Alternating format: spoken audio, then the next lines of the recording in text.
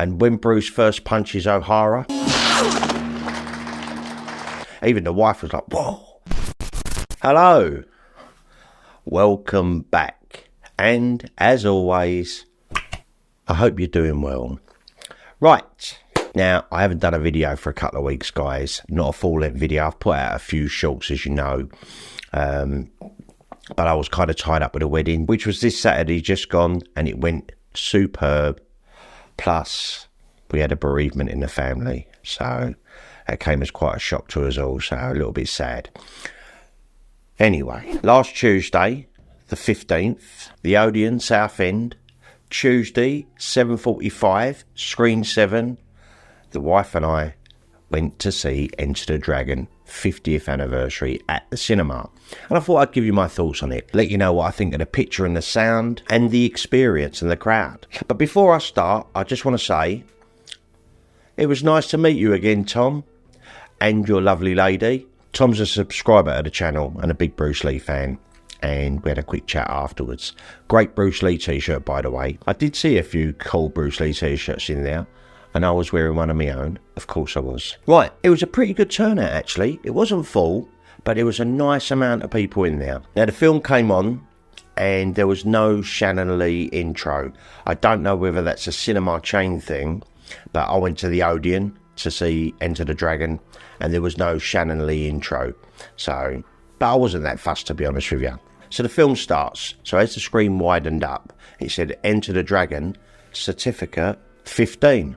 I'm telling you, James Furman will be stamping his feet and turning in his grave. He really would. And the movie was the theatrical cut. As I've explained many times on this channel, that is my favourite cut of the film. Picture-wise, the film was much darker than the 4K Blu-ray that I reviewed in the last full-length video I did. It was noticeably darker. Now, the picture did have a little bit of grain going on within it, but on the whole, I think the picture looked great. The colours were popping and really bold, but the skin tones looked really natural, especially on people's faces. It just looked natural. With Enter the Dragon, as you know, there's always going to be the odd problematic scene, and one that really popped out on me when I was watching it on the big screen is when, you know, the intro, when Williams just first leaves the dojo before he goes to Hong Kong via Hawaii, and he first steps out and the police car comes round. Well, that whole scene is out of focus. Williams is not in focus, the cop car, nothing. So things like that are a little bit problematic with Enter the Dragon. There wasn't too much of that in it, but it's one that really stood out when I was watching the film. But it didn't really matter. But on the whole, I've got to say the picture was great.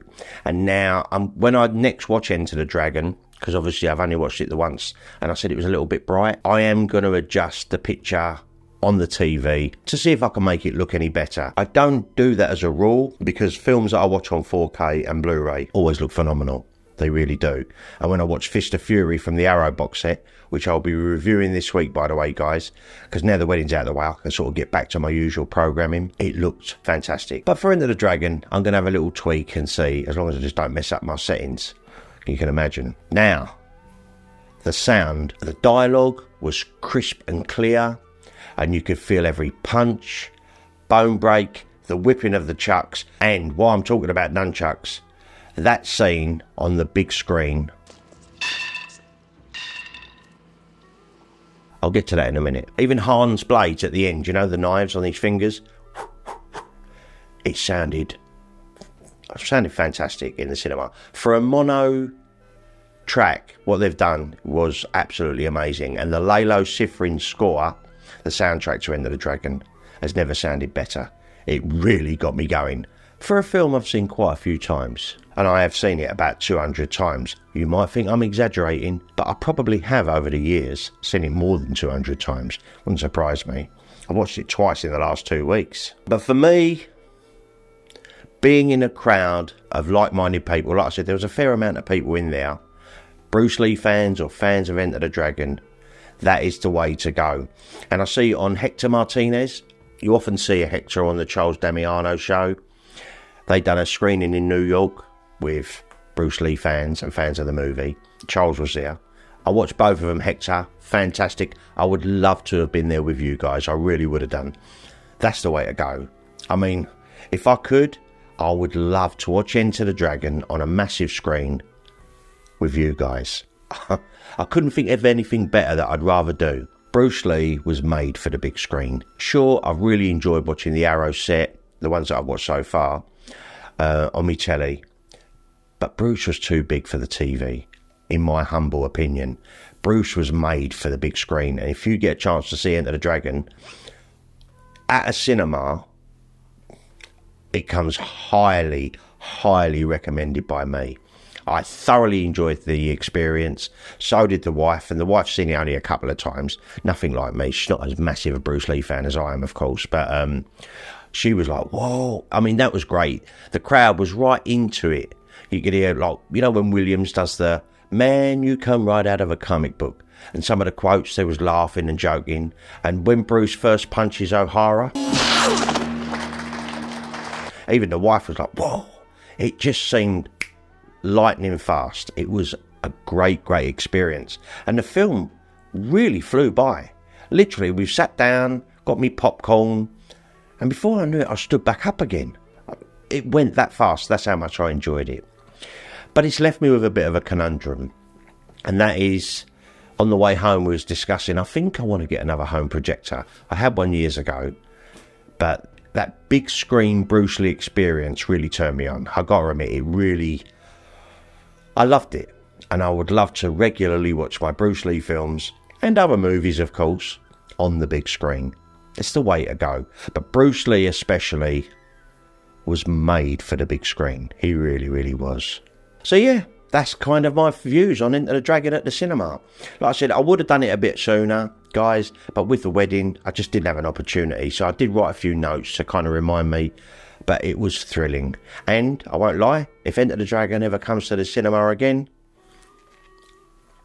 I'll probably go again. Right, that's it for today, guys. I just wanted to do a quick review, let you know what I thought of my cinema experience of Enter the Dragon. It was fully uncut, obviously, you know, that the nunchucks was in it and everything else. It is a 15 now, but I suppose it's kind of right. With modern cinema, that's probably about right. James Furman, he was a bit of a twat, really, wasn't he? And the Mary White. I'm not even going to get into that. But yeah, if you ever get an opportunity to see Enter the Dragon on a big screen, go. That would be my advice. Just go. It's made for the big screen. And I'm pretty sure some of you guys probably have projectors at home and you'll be watching your 4Ks on a big screen. I'm definitely going to have to get another one. I definitely am going to have to get another one. I just got to figure it all out yet. But we had the discussion all the way home. Anyway, I'm rambling. Right, so keep an eye out later on this week, guys. Back to normal work now. Like I said, we have got a funeral coming up, which was a bit sad, but I'll be putting out videos, at least one a week anyway, and a few shorts, as you know. And with that, I'm going to bid you farewell. Right, have yourselves a wonderful day, have a fantastic week, and I'll be back with another ramble real soon. You take care, people.